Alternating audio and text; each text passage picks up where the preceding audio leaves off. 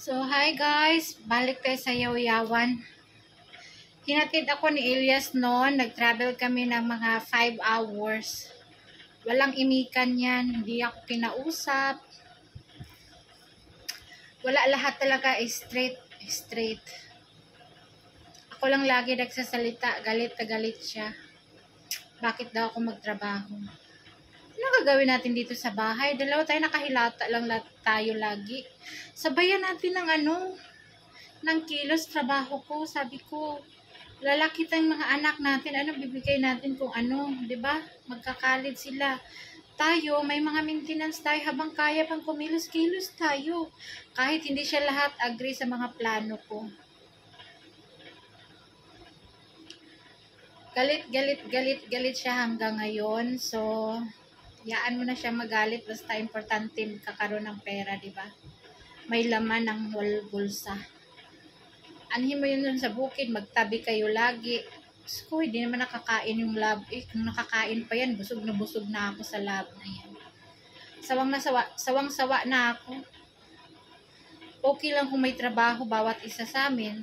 Of course, ang pag-YouTube is trabaho na rin yun. Pero, sa ngayon kasing panahon na ito, hindi na kasya. Oo, hindi na kasya. Alam nyo naman, di ba? Patapos na yung ating mundo sa YouTube, ating line sa YouTube. So, pinatikim lang tayo, siguro ako ni God na, oro sana, i-reward kita ng kaunti dyan sa paghihirap mo sa bukid. Pero, sandali lang to, hindi pang habang buhay. So, naranasan natin naman ng magandang buhay. Nakapagpapasyal tayo lagi sa mall. Yung mga anak natin, napasyal naman natin, nabigay naman natin ng gusto. So, tama na siguro, sabi ni God, okay na siguro yung paghihilata nyo dyan. Kumilos na kayo. Hanggang ngayon, ang haba-haba ng text ko sa mga anak ko. O ano na? Ano niluto mo? Anong pinakain mo sa mga bata? Nagluto ka ba? Anong inulam nila? Kumusta sila? Ay sus, isang di pa yung text ko, replyan ka lang ng okay. O diba? Okay. Napakabait, okay lang. Agi na naman, text na naman ako, ang haba-haba ng text ko, tapos replyan ka lang ng okay. So, yun lang.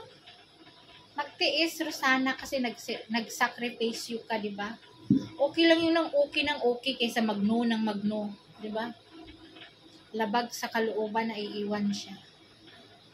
So, yun. Pati yung aking dalaga, pag alis ko, okay naman siya. Siguro, pagdating sa gabi, na-miss niya ako. Nag-send sa akin, puro angry coat. Pula lahat. Nakaganyan na may sungay dito. Pula lahat talaga. Sabi ko, bakit ka galit? Lahat na ng mura, natanggap ko. Yung ordo na mura, natanggap ko na. Haba ng mura niya. Lahat, natanggap ko.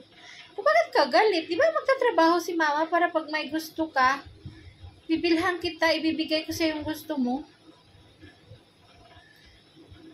Replyan lang ako na puro galit na sticker.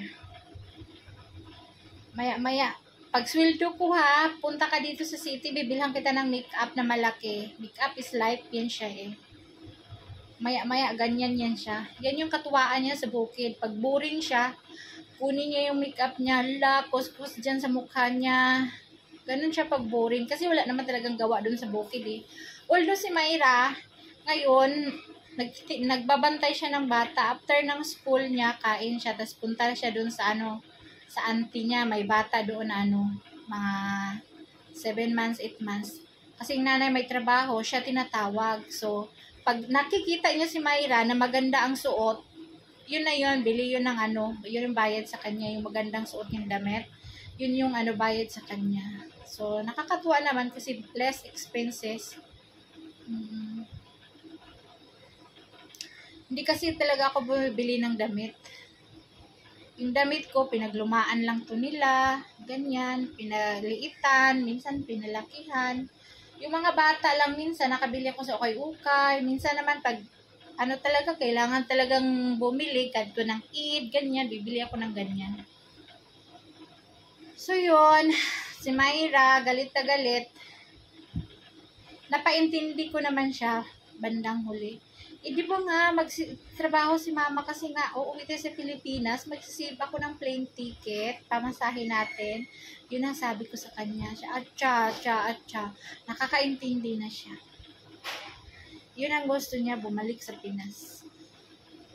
Kontra naman yung papa niya. Lahat ng kaanak, lahat ng ano doon kontra. Pag ganyan balik sa Pinas. Galit na galit yun sa yung papa niya. Dalhin mo lahat doon. Pati si Bilal. Dalhin ko daw lahat. Si Bilal, ayaw naman yun sa Pilipinas, si Bilal. Pakistani, 100% na yun si Bilal eh. Pero ang ugaling Pinoy na hindi na ano sa kanya, nagbe-brief talaga siya. Ngayon si Sammy, ang kaibahan, hindi talaga nagbe-brief si Sammy. Pag ipag-brief mo, mag-aaway kayo, hindi na papasok sa school. Kaya oo, pagbigyan mo na lang. Ngayon si Sammy, lumalaki talagang 100% Pakistani si Sammy. Si Bilal, 90% kasi nagsusuot pa siya ng brief. O, diba? Oo. Si Mayra naman talaga, uy, Diyos ko, pinagpanti ko talaga yan. Hanggang ngayon, wala yan na ano, hindi. Minsan, nag-ano yan siya na hindi nagpapanti. Mama, wala akong panty. Bakit wala akong panty? Nako, dinidilatan ko talaga ng mata. Ang daming panty niyan, ha? Sa plastic.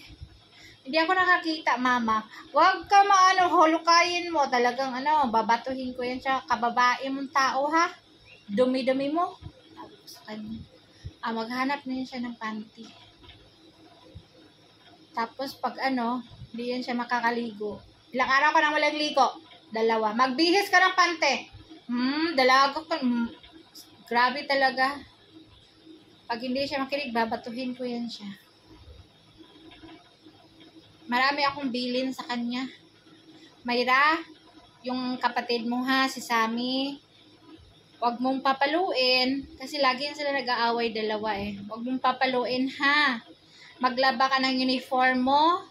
Tapos pagkatuyo, isama mo yung kay Sammy paglaba ha. Tulungan mo yung papa mo. Kasi magluto yan, maglinis yan dito sa bahay. Maglaba ka ng uniform, pagkatapos magtuyo, plantsahin mo na. Sabi ko sa kanya. Yung kay Bilal, siya na, kasi malaki na yun siya. Hayaan mo siya.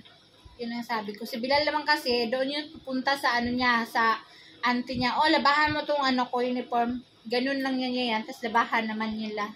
Kasi doon si Bilal nag-ano sa kanila eh. Yun ang utusan si Bilal sa kanila. Wala silang lalaki. Si Bilal lagi nila na utusan. So, may pakinabang si Bilal doon kasi Mayra. So, si Sammy, maglalaro lang naman si Sammy after school. So, yun lang bilin ko.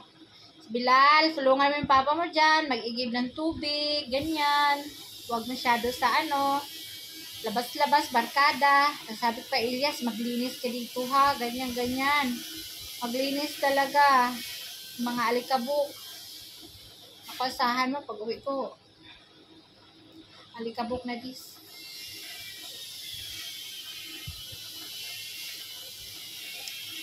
Yun na guys. So, andito ako sa wish nyo ko makahanap ng magandang employer. Takot ako dyan sa sigawan ka ng employer ba? Yung amo mo. Wish me luck for this journey. Galit man sa akin si Elias, pero maintindihan niya bandang huli.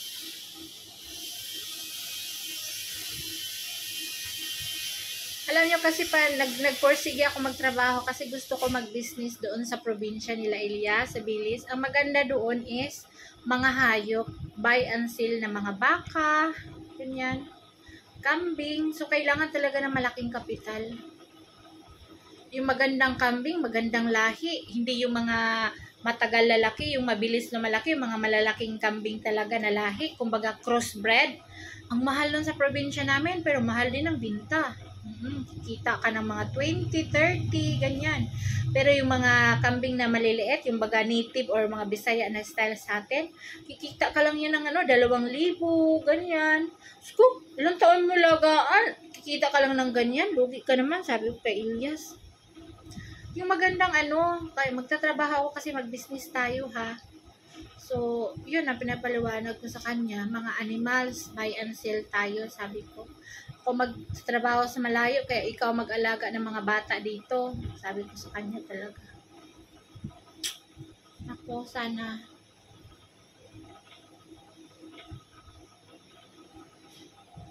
Gusto lang kasi nun, magkatabi kami lagi, magkasama kami lagi. Kulang na lang, ilagay niya ako sa bulsa. Sabi ko, hindi naman pwedeng ganito ang style.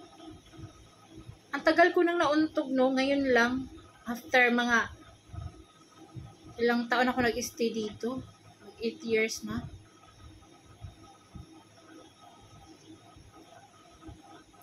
Yun lang talaga, guys. Ang plano ko magtrabaho para ako ng mga hayop. Buy and sell. Malaking puhunan yun. Ang mahal ng mga malalaking halaga na baka. Yung mga pang cow race nila, pang laban, pang takbo. Yun, maganda. So, this is it, guys. Thank you for watching. Hope you support me always pa rin. Salamat, and God bless everybody. Salamat sa ating update. Thank you.